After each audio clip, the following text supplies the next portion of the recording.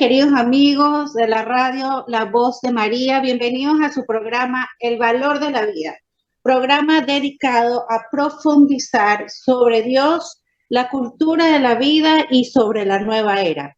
Este día vamos a tener un programa muy importante. Vamos a continuar con lo que hemos venido viendo en los programas anteriores. Si ustedes recuerdan, hablamos con dos invitadas, con Jimena Izquierdo de Rivas y con Amparito Medina, sobre lo que ha sucedido en el 2022 en el ámbito Provida.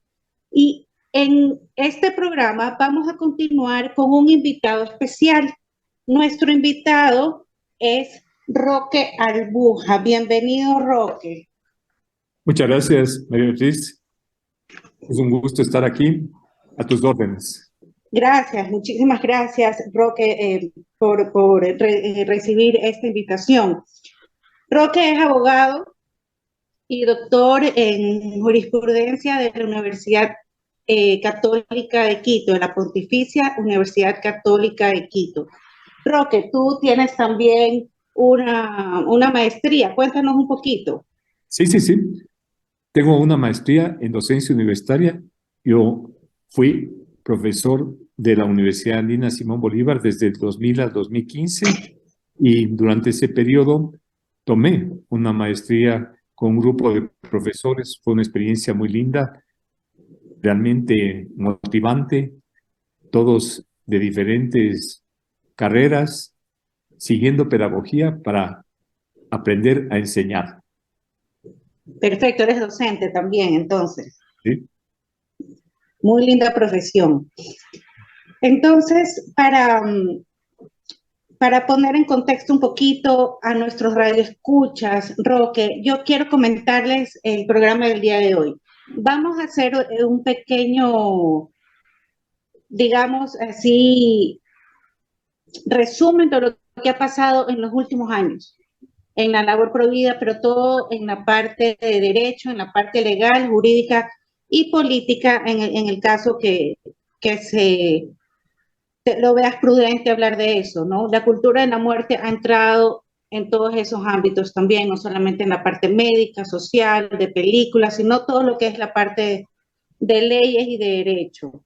Entonces, queremos que tú nos cuentes un poquito, bajo tu experiencia, qué es lo que ha venido sucediendo. Sí, con todo gusto. Adelante. Sí. Bueno, antes de que ya estoy aquí, así que quería saludarlo y agradecerte, Roque, también.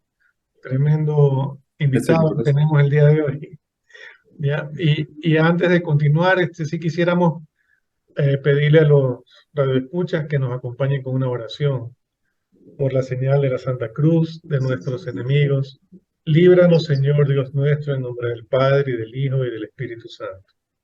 Padre amado, te bendecimos, te adoramos, te glorificamos y te damos gracias por unirnos a través de las ondas radiales.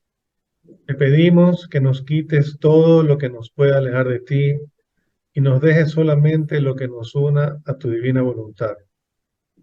Bendice, Padre amado, el programa de hoy, bendice la radio La Voz de María, bendice nuestras familias y nuestros trabajos.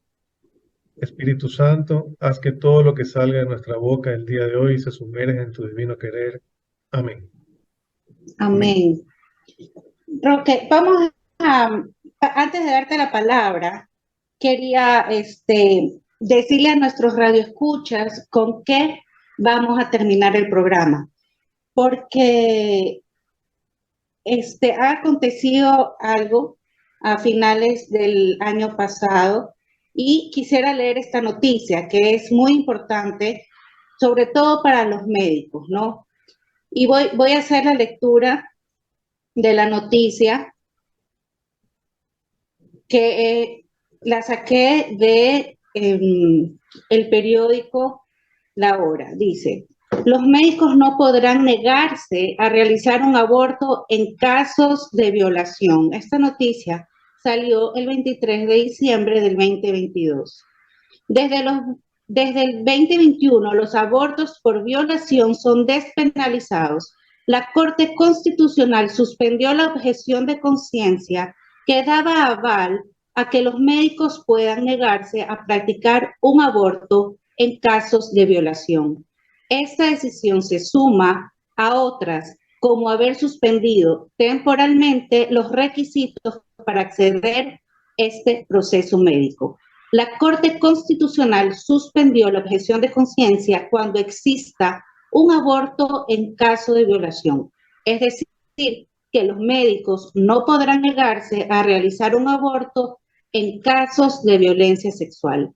La Corte Constitucional dio paso a una demanda de inconstitucionalidad que un grupo de colectivos feministas hizo contra el artículo 24 de la ley que regula el aborto en casos de violación. El numeral 10 de ese artículo señalaba que una obligación del personal de salud era garantizar la provisión de la interrupción voluntaria del embarazo en zonas remotas, alejadas y de difícil acceso.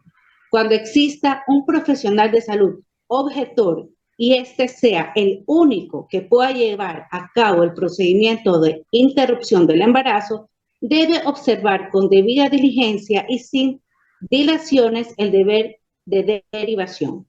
La modificación del artículo de la Corte Constitucional señala que se debe garantizar la provisión de la interrupción voluntaria del embarazo en zonas remotas, alejadas y de difícil acceso. La objeción de conciencia aplica para los médicos, pero también de forma institucional. El artículo 25 de la ley prohibía al personal del Sistema Nacional de Salud alegar objeción de conciencia de forma institucional cuando se trate de hospitales estatales.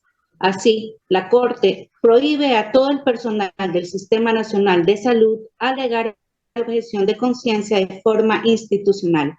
Este pronunciamiento se suma al hecho a finales de noviembre, cuando la Corte Constitucional admitió a trámite una acción de inconstitucionalidad que busca eliminar los requisitos formales para probar una violación y acceder a un aborto. En el auto de admisibilidad se emitió una medida cautelar para que la víctima de violación acceda a un aborto sin denuncia, declaración juramentada o examen médico. La medida es temporal. Bueno, Roque, aquí con esta noticia, que es con la que vamos a terminar el programa, yo te doy la palabra para que nos vayas haciendo, recordando a los radioescuchas qué es lo que ha venido pasando para llegar a este punto y cuál es el peligro que corren los médicos ante este cambio de la ley. Pero te doy la palabra y ahora sí te escuchamos, Roque. Gracias, Beatriz. Efectivamente, vamos a tratar ahora de la eliminación de la objeción de conciencia en los juicios de aborto por violación. Creo que es muy importante hacer un antecedente para que se comprenda muy bien el tema. El artículo 150, en su numeral 2 del Código Orgánico Integral Penal, no sancionaba el aborto practicado por un médico previo consentimiento si el embarazo era consecuencia de una violación en una mujer que padeciera de discapacidad mental. Quiero decir que no era punible el aborto de la discapacitada mental si fue violada. Antes, el Código Penal, porque el Código entró en vigencia el 10 de febrero de 2014, el Código Penal contenía una disposición similar. Pero ¿qué ocurre? Que la Corte Constitucional, en sesión de 28 de abril de 2021, declaró la inconstitucionalidad por el fondo de la frase en una mujer que padezca de incapacidad mental. Por tanto, la norma simplemente dice ahora que no es punible el aborto practicado por un médico previo consentimiento si el embarazo es consecuencia de una violación. Allí se queda. Ok. En tal virtud, hubo varias reacciones e incluso dos de las juezas constitucionales, las doctoras Teresa Núquez García y Carmen Corral Ponce, salvaron su voto. No aprobaron esta modificación al artículo 150 del COIP. Expresaban de manera general que esta modificación se oponía al derecho constitucional a la vida. ¿Por qué? Porque la Carta Magna protege la vida desde la concepción, que coincide con la fecundación, que ni siquiera se daba un tiempo máximo para esta interrupción del embarazo. Y, lógicamente, pues tenían muchas razones que no voy a decir en este momento. En esa declaratoria de inconstitucionalidad de la frase en una mujer que padezca de incapacidad mental, la Corte dispuso que la Defensoría del Pueblo, como institución nacional de derechos humanos o iniciativa legislativa, presente a la Asamblea Nacional en el plazo de 2 meses un proyecto de ley que regule la interrupción voluntaria del embarazo en casos de violación. Se fundamentaba en que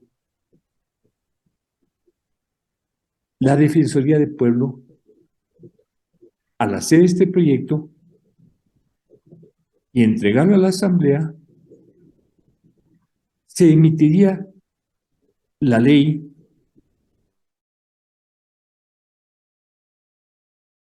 en máximamente, sí, se promulgó la ley de interrupción voluntaria del embarazo en caso de violación, que se publicó ya en el registro oficial el 29 de abril de 2022.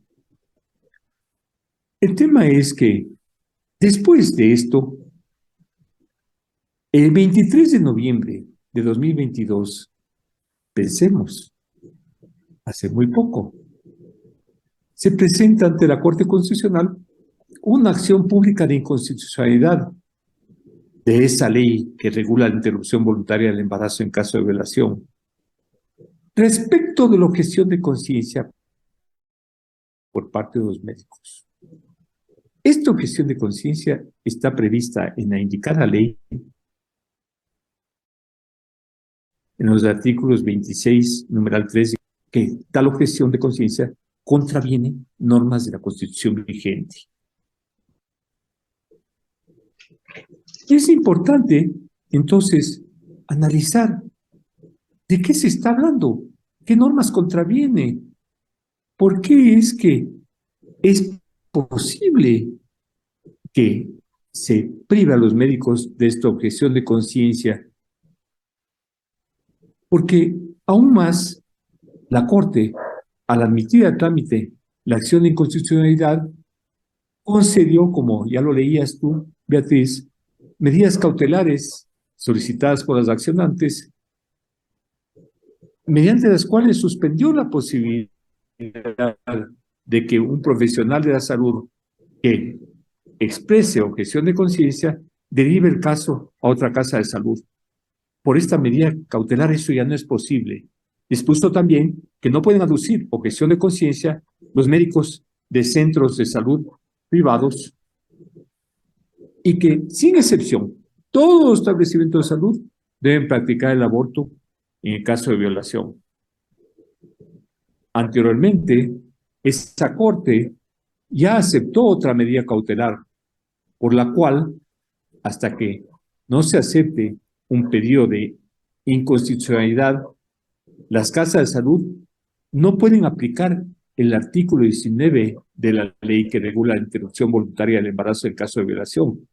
Eso quiere decir que por esta medida cautelar no se requiere presentar denuncia. no se necesita que la persona que aduce ser violada, la mujer que aduce ser violada, declare bajo juramento este hecho.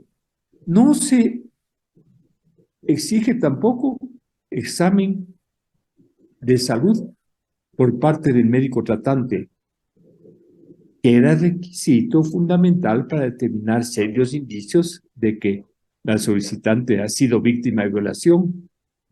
Y por último, se prescinde también del examen de profilaxis. Una vez que he dicho esto, es necesario precisar que las 6 peticionarias de la declaración de inconstitucionalidad de los referidos artículos 26, numeral 3 y 44 de la indicada ley que regula la interrupción voluntaria del embarazo en caso de violación, están alegando que esos 2 artículos establecen restricciones desproporcionadas al goce y ejercicio de varios derechos constitucionales de víctimas sobrevivientes de violación que han resultado embarazadas, especialmente de aquellas que se encuentran en mayor situación de vulnerabilidad. Y entonces se fundamentan, entre otros, en el artículo 66, numeral 12 de la Constitución vigente. El enunciado general del artículo 66 es: se reconoce y garantiza a las personas. El número 12 dice: el derecho a la objeción de conciencia, que no podrá menoscabar otros derechos ni causar daño a las personas o a la naturaleza. Están diciendo las peticionarias de la declaración de inconstitucionalidad que se está menoscabando en el derecho a objeción de conciencia otros derechos y que se está causando daño a personas. Roque, te ¿Sí? puedo leer en lo que la ONU Mujeres y el Fondo de Población de las Naciones Unidas dice acerca de la objeción de conciencia, porque más o menos está, concuerda con lo que tú estás leyendo ahorita, ¿no?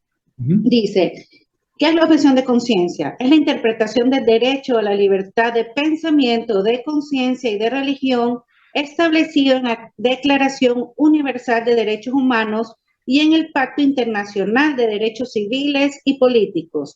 Las agencias de las Naciones Unidas recuerdan que el ejercicio de este derecho bajo ninguna circunstancia debe representar un obstáculo para el acceso oportuno, aceptable, asequible y de calidad a la atención de la salud. Más o menos es eso lo que están alegando estas personas. Sí, más o menos es eso. Sí. Pero hay un tema que es fundamental. ¿Por qué razón es fundamental?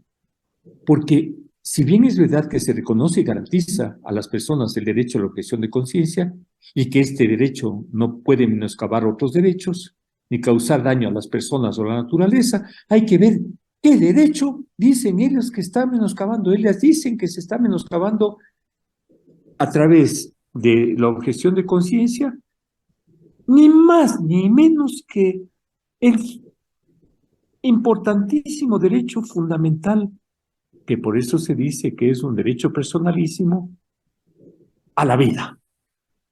Okay.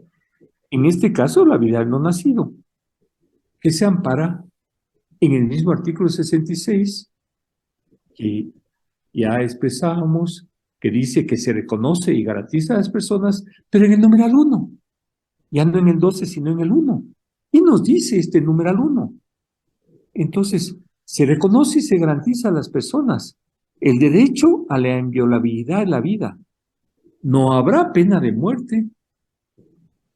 Por ende, es obvio que médicos y trabajadores de la salud se puedan negar por objeción de conciencia a practicar un aborto en una mujer que aduce haber sido violada con un fundamento inmenso. Es la obligación que tienen de reconocer y garantizar el derecho a la vida, que es el derecho más trascendental y que permite disfrutar de los otros derechos. Sin derecho a la vida, ¿qué derecho se va a ejercer? Obviamente, corresponde a los médicos salvar vidas, no eliminarlas. Y tienen todo el derecho a oponerse a que se les prive de la objeción de conciencia. Pero más aún, el artículo 45 de la Constitución vigente dispone en su parte pertinente. El Estado reconocerá y garantizará la vida, incluido el cuidado y protección, desde la concepción. Así que la misma Constitución reconoce y garantiza la vida del no nacido, del nasciturus, desde el momento mismo de la concepción. Por ende, es evidente que jamás el aducido derecho al aborto por violación podría impedir el ejercicio del derecho de objeción de conciencia por parte de quienes expresan el derecho a la vida del que está por nacer, menoscaba a la persona y a la naturaleza. El derecho a la vida no menoscaba ningún otro derecho porque es el derecho personalísimo fundamental. No puede menoscabar el derecho a la vida un derecho, ningún otro derecho. Por otra parte, se habla mucho en la petición de inconstitucionalidad de este derecho a la objeción de conciencia, de la vulnerabilidad de estas mujeres que no pueden abortar tan rápido como desean porque el médico se ha opuesto y ha pedido que se derive a otra casa de salud, que ahora ya ni siquiera eso es posible porque ya lo has leído, que está suspendido ese derecho. Entonces, yo quiero enfocar la vulnerabilidad desde el no nacido. El artículo 35 de la Constitución vigente Roque, dice que el Estado... ¿Sí? ¿me puedo interrumpir antes de que sigas? Quería hacerte una consulta, pero ¿cómo ¿Sí? la Corte Constitucional, o sea, los jueces de la Corte Constitucional, en qué se basan? Pues si estamos viendo que la Constitución nuestra o sea, prohíbe todo lo que ellos han aprobado, ¿en qué se basan para aprobar todo eso? No considera en absoluto, sino las dos juezas que se oponen, la jueza Núquez y la jueza Corral, son las únicas que dicen esto atenta contra el derecho a la vida. Y si se habla de vulnerabilidades, obviamente, pues el más vulnerable, ya lo vamos a ver, es el nasciturus. No existe ese fundamento. Sin embargo, la realidad en este momento, la lamentable realidad, es que se han suspendido ya estas normas que he citado respecto de la objeción de conciencia y más aún que antes de eso se ha permitido que cualquier mujer que aduzca haber sido violada pueda pedir el aborto por violación. Pero hay algo más grave, que ya lo iba a decir después, pero lo digo de una vez. Es el tema de que habían en esta ley, que justamente se refiere a la interrupción del embarazo por violación, habían unas exigencias que cumplir para que los médicos procedieran al aborto. Están suspendidas esas exigencias. No tiene sino la mujer que afirmar fui violada y basta para el aborto. Con lo cual se abre una puerta inmensa a la que me quiero referir después, a que todas las mujeres aduzcan que fueron violadas y haya una violación plena. Esa es la realidad que se ve claramente. Entonces, y no solo eso, Roque, perdón que te interrumpa, sino que si estamos hablando de que queremos un mejor sistema de salud en todos los sentidos y de seguridad social, ¿dónde quedan los que han abusado de las mujeres? Porque si yo no hago denuncia, no puedo, o sea, no pueden hacer el seguimiento a los abusadores, a las personas que han cometido los delitos. Claro, aunque esta ley dice que sí se perseguirá al violador, tienes toda la razón, porque en primer lugar hay una gran confidencialidad respecto a la mujer que hace simplemente esta declaración fue violada y eso es confidencial, y obviamente también es confidencial en la práctica, aunque se diga lo contrario, quien le violó, que puede ser un familiar cercano, puede ser el padre, puede ser hermano, puede ser un tío, o puede ser cualquier otra persona, y entonces ya no se persigue al violador, que seguirá violando. ¿Y qué tendrá que hacer esta mujer? Seguir abortando hasta que su útero ya no lo acepte. En algún momento los médicos dirán, cuidado, hemos hecho tantos curetajes que aquí puede haber una hemorragia brutal que le va a costar la vida. Ahora sí tengan nomás al bebé. Sí, así de crudo, ¿no? Así de crudo, porque esa es la gran realidad. Entonces, yo quisiera seguir diciendo que al hablar de vulnerabilidad, no solamente consideremos la vulnerabilidad supuesta de esta mujer que afirma ser violada. El artículo 35 de la Constitución vigente dice que el Estado prestará especial protección a las personas en condición de doble vulnerabilidad. Claro, aquí se habla de personas y lo que se está diciendo, en otras palabras, es que el no nacido no es persona, pero se protege de su vida desde la concepción y, por supuesto, hay una tendencia muy grande a considerar de persona, porque eso es lo que es, más allá de que el Código Civil diga que persona es aquella criaturita que ha podido ser separada con vida de su madre. Pero no, es persona.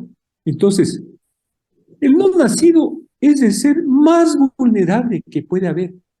Criatura inocente que frente al aborto no goza del más mínimo derecho constitucional.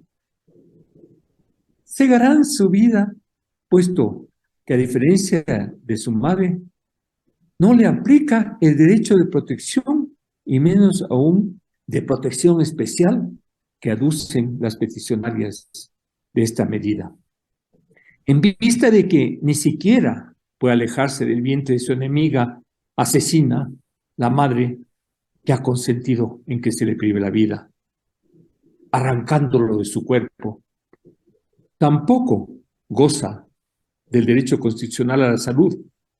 No puede escapar, no puede pedir auxilio, ni alegar el derecho a la igualdad, a la no discriminación, a no ser victimizado y destruido, a la reparación integral de su vida cegada, ni a la libertad de continuar su desarrollo biológico progresivamente y sin regresividad, pues su vida será anulada por ser incompatible con la de su madre. Menos aún podrá entablar acciones judiciales. Ya digo que ni siquiera puede gritar, que no puede pedir auxilio, decía, cuando se le está matando de manera tan vil. ¿Qué podemos pensar de que plantea acciones? Ya le mataron. Es el ser más vulnerable que existe. Recordemos todas las mamás. Tú, Beatriz, recordarás y cualquier mamá puede recordar que hay que cambiarles de pañal, que hay que alimentarles porque de otro modo se morirían. Pero estando dentro de la madre, si la madre no le protege, ¿quién le protege? Entonces todos lo atacan para que responda por el resultado de una posible violación en la que no participó. Solo ha osado estar vivo. Eso es todo. Simplemente quiere venir y nadie lo quiere recibir. No hay puesto para él en ningún lado. Es preciso eliminarlo con total confidencialidad, ya lo decían antes, dejando en sigilo la aducida violación para que si se ha producido, porque simplemente se aduce que se ha producido, pero no se sabe si fue o no fruto de violación, otra violación pueda volverse a llevar efecto contra la misma madre. Aunque la preindicada ley dice que sí se perseguirá al violador, eso no se cumplirá una vez que el inmolado no ha nacido y ha sido eliminado. Es necesario voltear la página lo más pronto posible para no recordar ese mal Porque ya no momento. se va a exigir nada. ¿Perdón? ya no se va a exigir nada, o sea, ya no se va a regular nada. Esta ley tiene un nombre de regulación, pero ficticio, porque Claro. ya simplemente uno va a ir y no se va a pedir examen, no se va a pedir la declaración de la mujer que ha sido violada, no va a haber un límite de tiempo para realizar el aborto, o eso sí se va a cumplir. A ver, el presidente de la República está insistiendo en que se respete un límite de tiempo, pero mucho me temo que cuando finalmente se lleguen a aprobar estas peticiones de inconstitucionalidad, pueda quedar sin efecto todo esto, ¿no? Decía que es tan grave el asunto como que si esta mujer va a seguir siendo víctima de violación, se va a seguir embarazando y le van a seguir haciendo abortos, pero llegará un momento en que no puedan, porque no es que se pueden hacer todos los abortos que se quieran. En algún momento ese útero ya no aceptará un aborto más. Igual para esa criaturita. Y veamos exactamente si la madre ha sido tan desnaturalizada de eliminarlo, ¿qué pasará con ella? Esto tal vez no se pregunta a nadie, pero es una gran realidad. Yo estoy hablando con verdad y eso podrá decirlo mucho mejor una doctora médica cuando tú la entrevistes. Lo obvio sería perseguir y sentenciar a los violadores y evitar que esos actos execrables se vuelvan a producir para evitar más violaciones, pero no eliminar el fruto inocente de la violación. Cuanto más que la Constitución vigente garantiza la vida desde la concepción, ya lo dije. Además de que, como también lo he expresado, la vida es el primer y más importante derecho personalísimo. De ese derecho emanan todos los demás. Lo reitero, no olvidemos que al terrible dolor de la violación se suma el síndrome posaborto. No se está hablando de eso. Se niega el síndrome posaborto. Se dice que no existe. El mundo se niega a aceptarlo. Se supone que es un invento, pero es absolutamente real. Con el transcurso de los años, muchas madres se ven atormentadas porque les privaron de la vida de sus hijitos, que de otro modo hubieran nacido y podrían estar a su lado. Nuestra posición como sociedad debería ser otra. Esto es acompañar y amparar a la madre violada en caso de haberlo sido, porque no sabemos si en todos los casos lo será o no, y permanecer a su lado en el embarazo y nacimiento de la criaturita, facilitándole una adopción o brindando la protección necesaria para que críe a su hijito y le ayude a ser una persona de bien. Ahora, Sí, se ha estado trabajando en la parte legal para mejorar el sistema de adopción en el Ecuador. Sí, a ver, se ha venido haciendo muchos esfuerzos y yo creo que hay que mejorarlo cada vez más. Hace algunos años yo participé en varios trámites de adopción de personas humildes que querían adoptar también a una criaturita humilde y vi las dificultades, pero hay que continuar en ese esfuerzo. Yo creo que es un esfuerzo por el que no se debe cejar. Entonces, hay que también librarle a la mujer de la sombra del aborto y de la sombra del violador, que en el caso de que esté en el círculo de la familia, podrá volver a agredir brutalmente a su madre, causándole otro embarazo.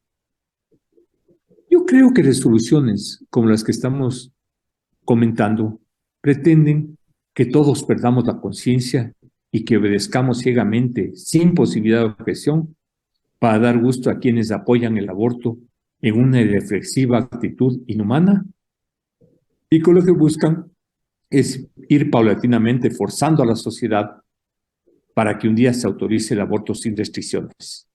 Se trata de seguir empujando la puerta de la antivida hasta que se la abra totalmente y se beneficien los abortistas, los que desmembran cuerpos inocentes para vender sus partes como repuestos para los vivos o para investigaciones científicas, vacunas, etc. Esto que tú acabas de decir es muy importante. A mí me llama mucho la atención y de hecho pude conversar con un abogado amigo mío. No estoy metida en la política, no estoy metida en la parte de las leyes. Entonces, Roque, yo te decía que bajo esta forma de aborto libre, entre comillas, aunque no se lo diga, va a haber un momento en que sí, se va a traficar con órganos de niños, porque así se hace en otros países, ¿verdad? A eso también es a lo que vamos. Entonces, ¿se ha presentado algún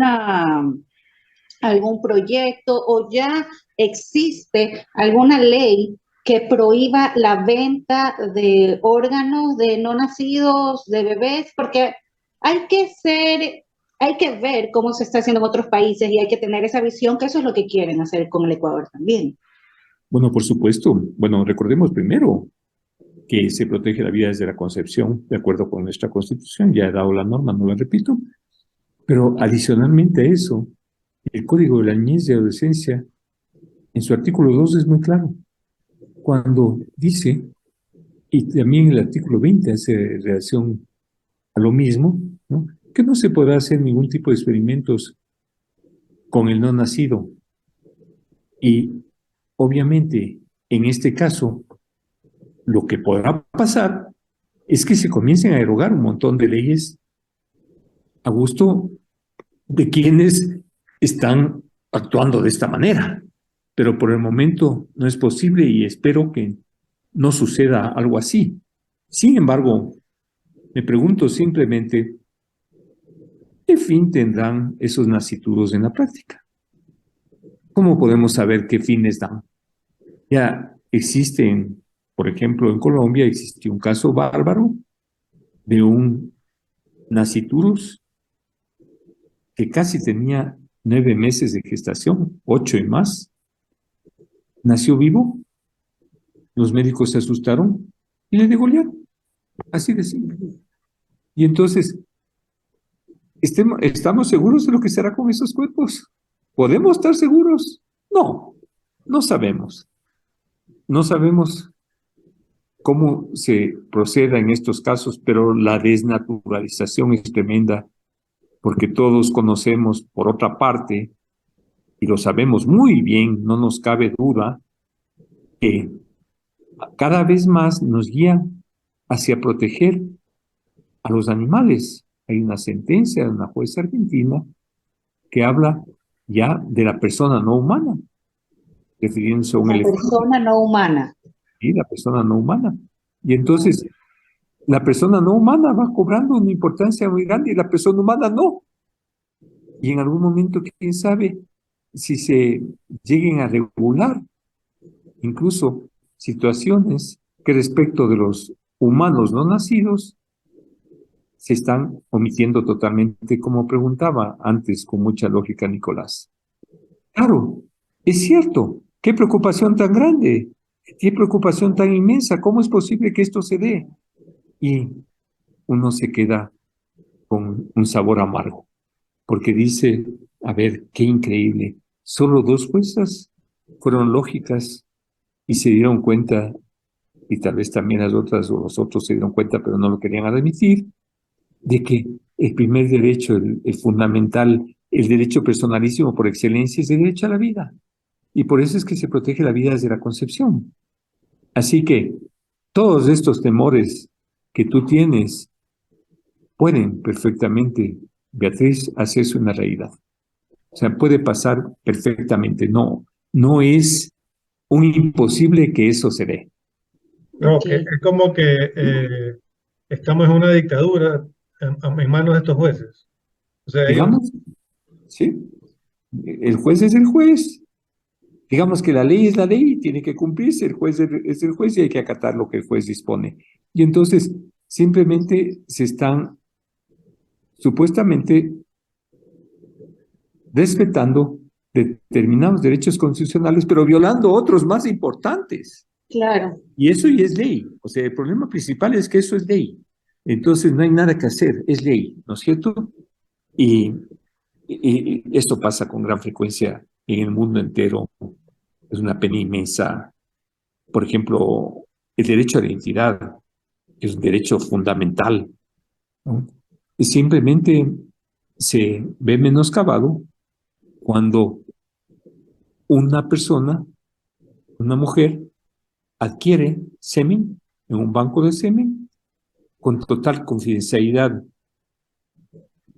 del reproductor, lo llamaré así, del que vende el semen, y no se puede conocer nunca de su identidad, sino en casos muy, pero muy especiales como de ciertas enfermedades que requieran para su tratamiento de conocer el antecedente del genoma de la persona. Y en otros casos, cuando la criaturita tiene más de 15 años y quiere saberlo. Entonces yo me pregunto y digo, ¡qué barbaridad! No es que tenemos un derecho fundamental a la identidad. Y en ese caso, no pasa nada. Y todos lo vemos con una naturalidad. No nos acostumbremos a que estas cosas sean comunes y corrientes.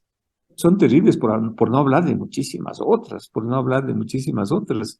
Entonces, no es cierto que sean derechos tan fundamentales, si fundamentales a veces, conculcar esos derechos. Claro. Y Roque, o sea, ¿hay algo que pueden hacer los médicos, alguien, o sea, alguna forma de quejarse o pedir el cambio? ¿Qué se puede hacer? Ya pidieron amicus curiae, que simplemente, doctrinariamente se dice que una persona o personas que se ven posiblemente agredidas por una resolución judicial pueden comparecer ante el juez o ante el tribunal. Viene justamente eso, la palabra viene de ser amigos del juez, en una actitud de amigo del juez, pero simplemente no como parte, sino tienen la posibilidad de hacerles saber su posición. En el caso ecuatoriano, si el amicus curiae obliga al juez a escuchar, pero la resolución que dicte dependerá, ¿no?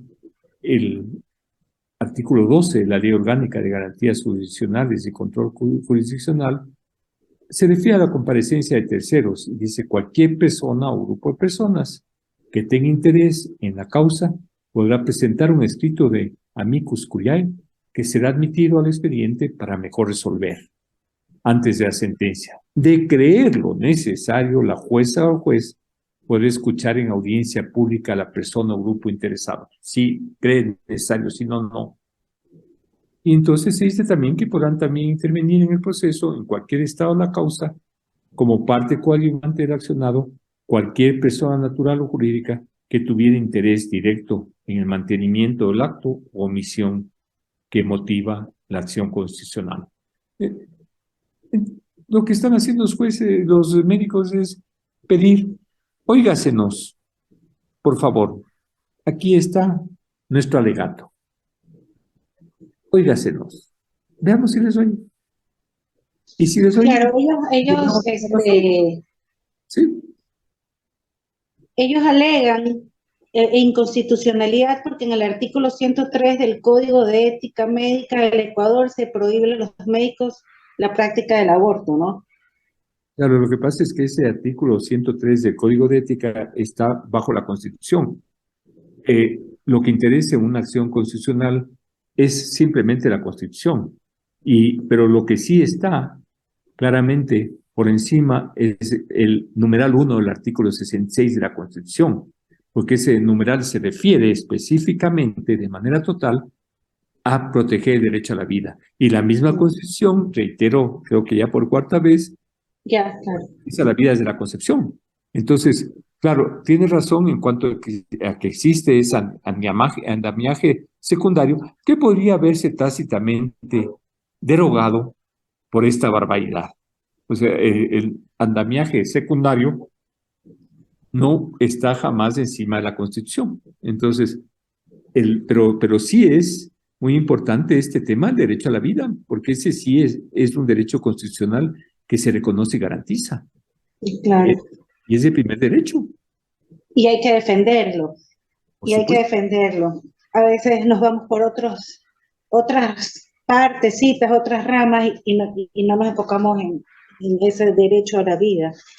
Y Roque, ¿qué tipo de pena se les está dando a los médicos que no quieran realizar el aborto? ¿Hay prisión? ¿Hay multa? Cuéntanos un poquito. Claro, hay una privación de libertad de 14 años, si no me equivoco. Claro, es altísima, porque no pueden de ninguna manera ellos negarse. Por eso están ellos con toda razón diciendo, a ver, esto es absurdo. Si nosotros hicimos el juramento hipocrático y en ese juramento expresamos claramente que íbamos a defender la vida, nadie nos puede de ninguna manera obligar a proceder en contrario. Entonces, por eso sí es fundamental ese artículo 1 numeral 1 del artículo 66, porque el Estado reconoce y garantiza, en primer lugar, el derecho a la vida. Pero esa vida del nasciturus, por eso yo tomando las mismas expresiones que se han usado para decir que se conculcan los derechos de la mujer cuando no se practica la violación, lo he aplicado a aquel no nacido, al nasciturus. Y vemos que sí, que efectivamente, y no hay nada que hacer si el Estado reconoce y garantiza la vida desde la concepción. Nada que se pueda hacer. No existe ningún fundamento. Pero reitero, contestando tu pregunta anterior, Beatriz, que si así lo resuelve la Corte, es ley. ¿Qué le quedaría a los médicos? Simplemente dejar de ejercer. Claro, un médico que, por ejemplo, tiene convicciones religiosas o un médico que no tiene convicciones religiosas, pero que quiere defender la vida, tendría que dejar de ejercer, porque ahora, justamente al suspenderse los derechos, les obligan, en primer lugar, ya no hay el derecho a la derivación, no solamente que no hay la objeción de conciencia, sino el derecho a la derivación. Y, en segundo lugar, que están obligados a practicar el aborto, lo quieren o no lo quieran. Tienen que practicar el aborto. Es todo. Entonces, sí, muchos médicos, los que están en la especialidad, por supuesto, porque no le van a exigir eso a un dermatólogo, porque un dermatólogo no es un cirujano y sería fatal que un dermatólogo trate de hacer una cirugía y que trate de hacer un aborto. No podría, pero sí a los médicos de la especialidad. Entonces, muchos médicos en el futuro pensarán más de 2 veces si quieren o no ser médicos de esa especialidad. Qué tristeza, ¿no? Es un horror. Un horror. Un Yo horror creo muy que triste. hay mucho que reparar y ofrecer. El Señor tiene que estar muy, muy dolido. Cómo le duele cada muerte de cada niño. Cómo le tiene que estar doliendo el Ecuador en su corazón. Un país consagrado a su corazón. Tiene que estar muy, muy dolorido y tenemos que, de alguna manera, con todas nuestras fuerzas, nuestro querer, reparar, reparar y reparar, porque es increíble donde nos están llevando, ¿no? Es una dictadura que está haciendo la Corte Constitucional con nosotros. Y para el al mundo, ¿no? Pensemos que grandes fortunas, inmensas fortunas como la de Rockefeller, se dejaron para poder invertir libremente en el aborto, en el mundo. Increíble. O sea, es muy triste y nosotros no debemos de ninguna manera dejar de advertir esto, aunque ya sabemos cómo viene un voto de mayoría. Pero bueno, hay que decirlo y decirlo claramente. Listo. Te agradecemos muchísimo, Roque. Se nos acaba el tiempo, pero no sin antes decirle a toda la comunidad médica que la labor Provida sigue adelante. Las personas apoyan a los médicos. Vamos a seguir luchando, vamos a seguir pidiendo y pues no nos vamos a quedar de brazos cruzados.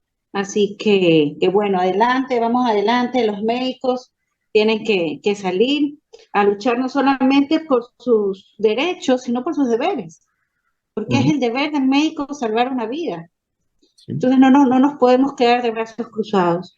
Vamos a tener en nuestro próximo programa una doctora, una ginecóloga que nos va a hablar desde su punto de vista también, así que los esperamos el próximo programa. Roque, nuevamente muchísimas gracias. ¿Quieres cerrar con algo, con alguna idea?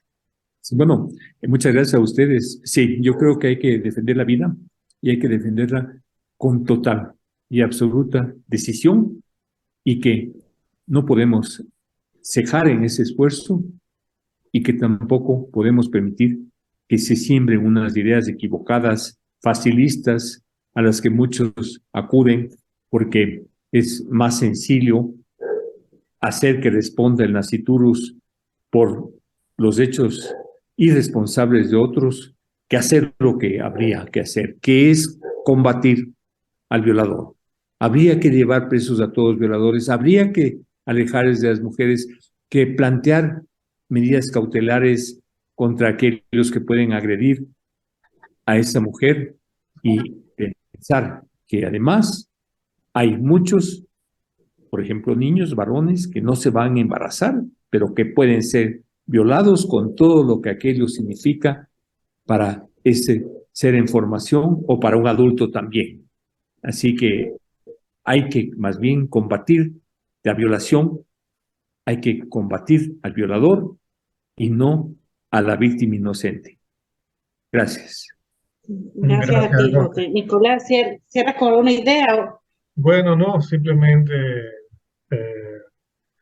quiero agradecer a Roque por este programa, por acompañarnos, por ser tan claro.